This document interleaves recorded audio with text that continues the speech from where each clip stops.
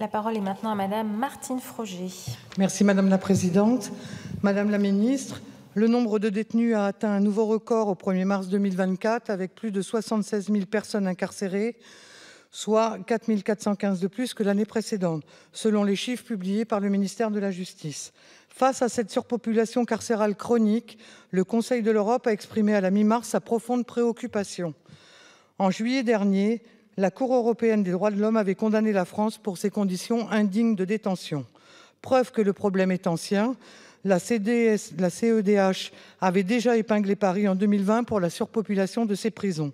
En tout, 3 099 détenus sont contraints de dormir sur un matelas au sol et la densité carcérale s'établit désormais à 124,6 %.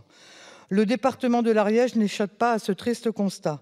Repéré depuis 2021 comme figurant parmi les établissements pénitentiaires les plus surpeuplés de France au regard de leur capacité, la maison d'arrêt de Foix, avec 140 détenus pour une capacité de 65 places, est à ce jour la 4e prison de France la plus surpeuplée, juste derrière celle de Nîmes, Perpignan et Carcassonne.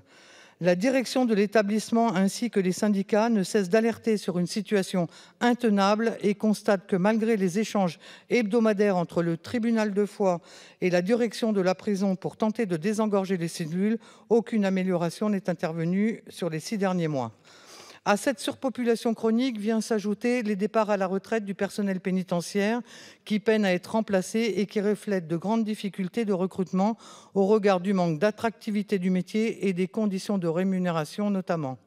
De fait, si les conditions de détention sont grandement impactées par cette surpopulation chronique, les conditions d'exercice de tous les personnels pénitentiaires s'en trouvent gravement dégradées. À Foix, avec un taux d'occupation de plus de 220 %, la situation n'est désormais plus viable, que ce soit pour le personnel, exposé à des risques plus grands chaque jour, que pour les détenus dont les conditions de détention exacerbent les tensions et portent atteinte aux droits fondamentaux et à la dignité des détenus. Certes, le gouvernement a annoncé la construction de 15 000 nouvelles places de prison d'ici 2027.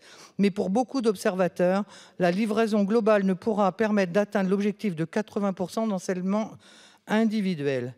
Alors, Madame la Ministre, qu'entendez-vous faire pour renforcer la mise en œuvre réelle d'alternatives à l'emprisonnement, telles que l'interdiction des peines de moins d'1 mois, le placement extérieur, la PSE ou le développement des TIG, par exemple? De même, comment comptez-vous faire suite à la recommandation du Conseil de l'Europe qui a invité les autorités françaises à examiner sérieusement et rapidement l'idée d'introduire un mécanisme national contraignant de régulation carcérale? Merci. Merci Madame la députée. La parole est à Madame la Ministre. Merci Madame la Présidente. Madame la députée Martine Froger. Depuis 2017, nous avons mis en place plusieurs mesures fortes contre la surpopulation carcérale. C'est véritablement un enjeu.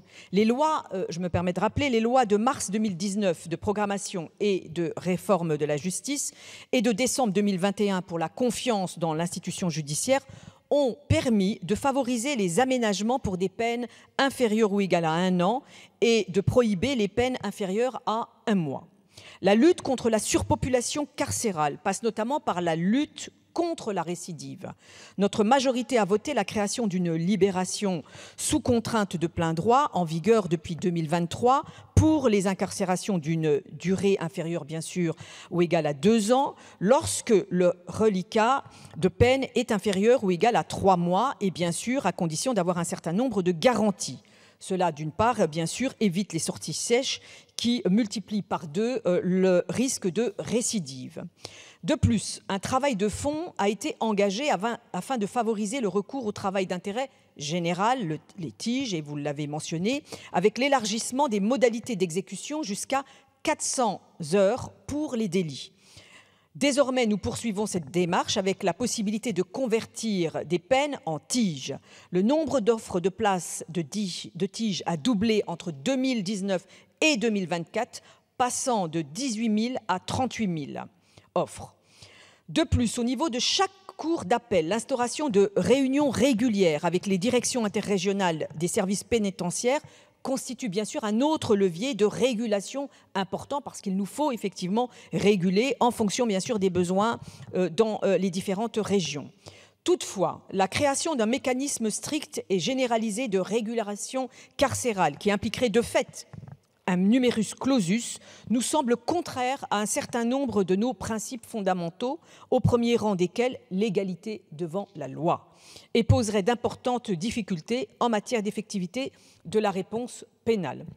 Voilà, Madame la députée, mes réponses. Et bien sûr, vous pouvez le constater que nous essayons de relever ce défi de la surpopulation carcérale.